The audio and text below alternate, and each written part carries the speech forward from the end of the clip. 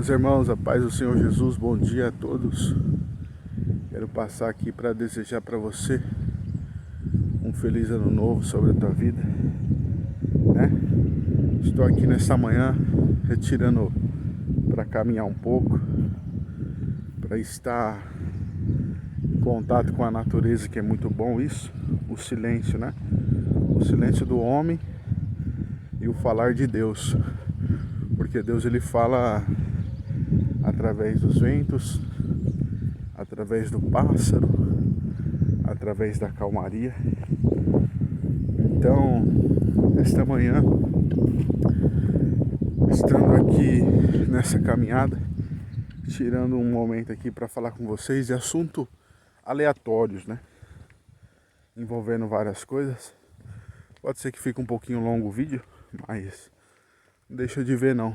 Pausa, depois você termina. Tem uma frase que eu sempre marquei ela na minha cabeça, na minha mente, né? Que ela diz assim: um grande professor de concurso público, que eu lembro quando eu estudava para fazer concurso, ele falava: quem é bom em desculpa não é bom em mais nada. E a pessoa que você convida ela para alguma coisa, para mudar de vida, para fazer uma situação, para treinar, para aprender um novo idioma, para ler um livro, para pegar firme, para fazer um propósito com Deus. E ela sempre dá uma desculpa, né? Ou seja, ela é boa em tudo, ela é boa em só dar desculpa. Essa é a analogia final. E a gente, na nossa vida, nós somos assim, nós somos dessa maneira.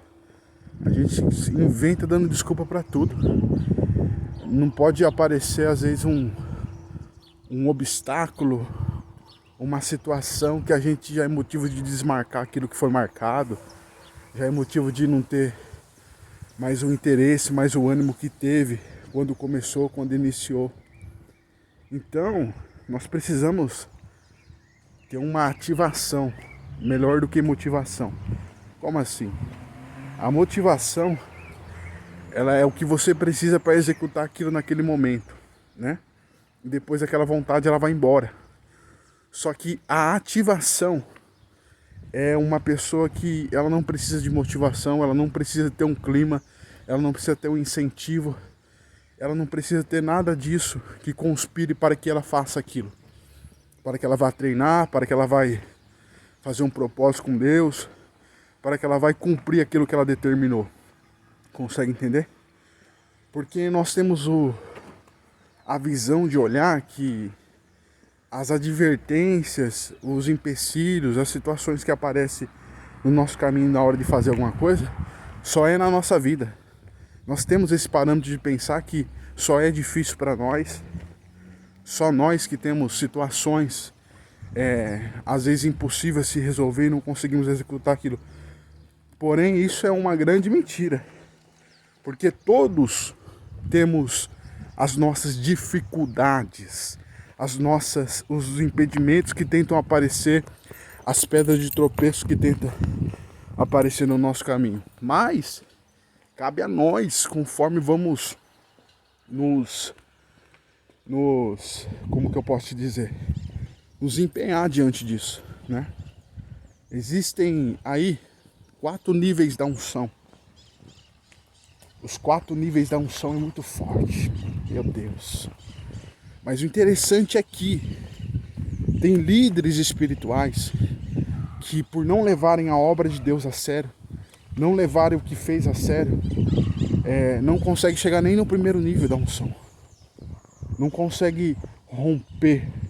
A fé existem níveis, a unção existem níveis, a adoração existem níveis, o comprometimento existem níveis.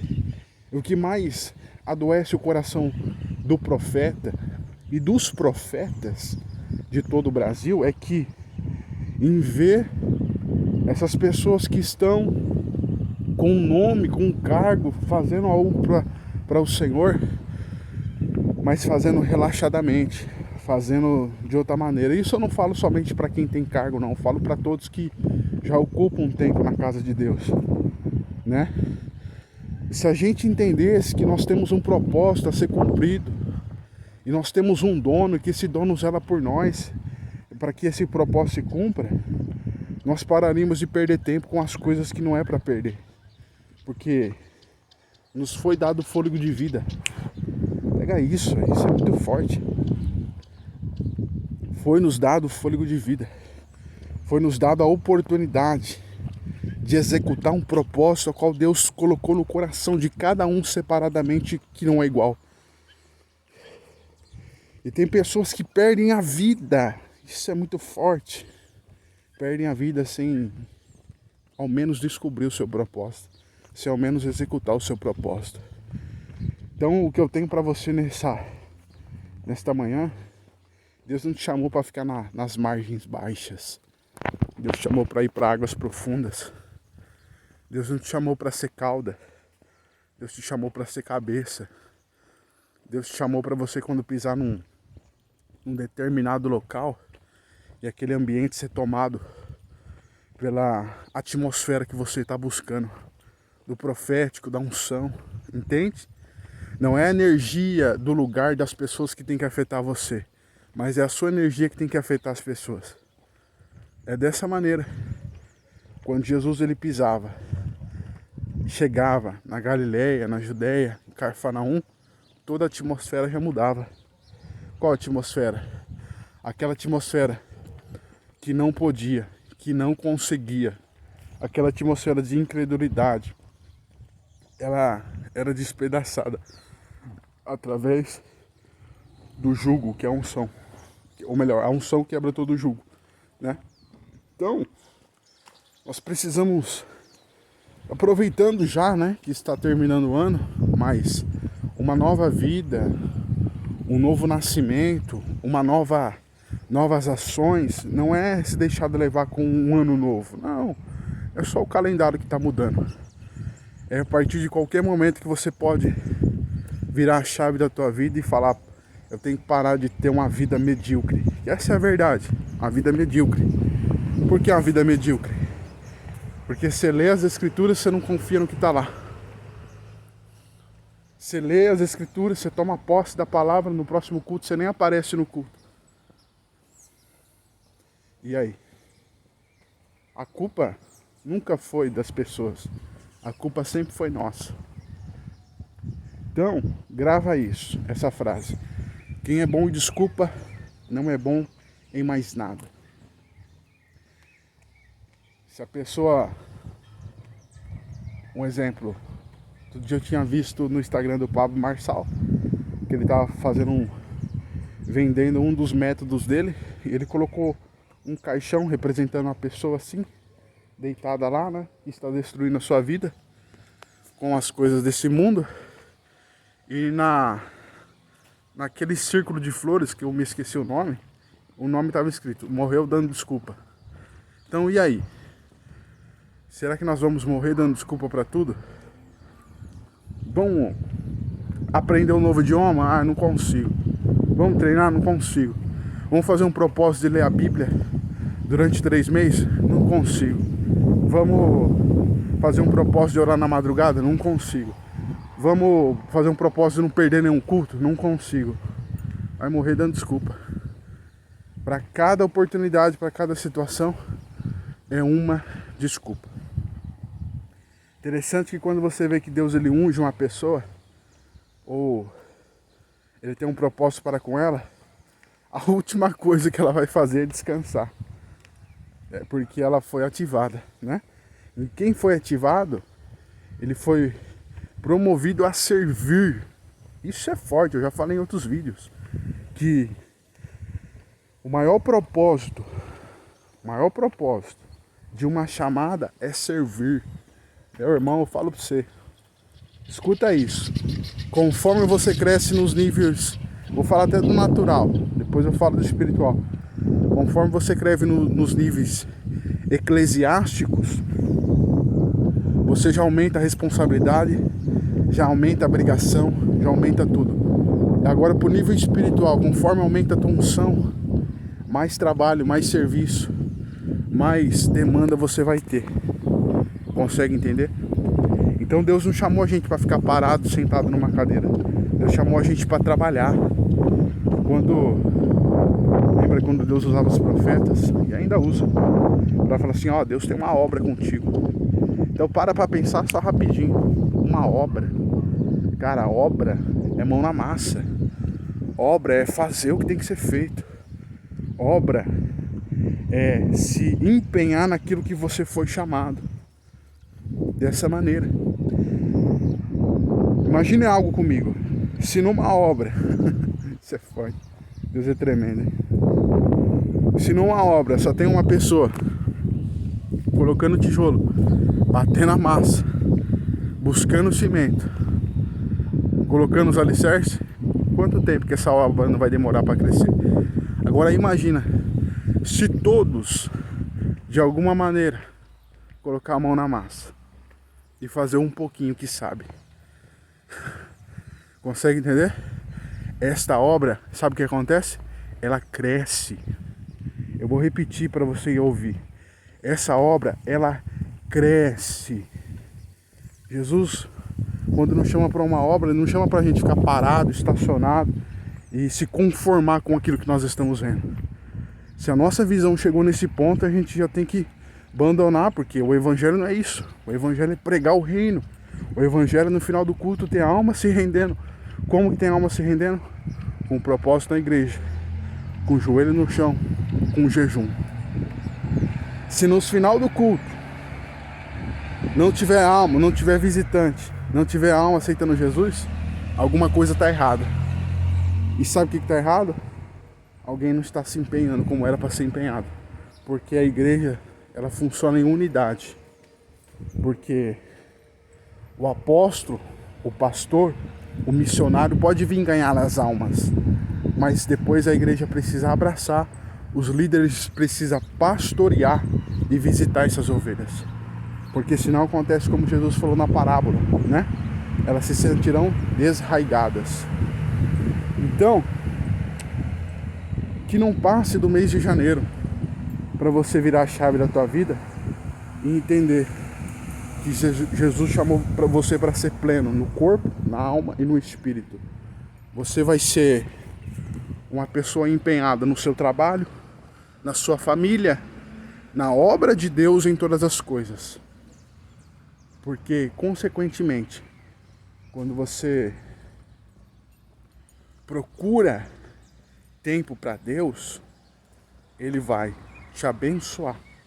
Isso é sem dúvida. Então que nesta manhã nós possamos ficar com essa palavra no nosso coração, né? Eu lembro que eu era uma pessoa, que eu tô falando de mim mesmo, por experiência própria. Dava desculpa para tudo, para tudo.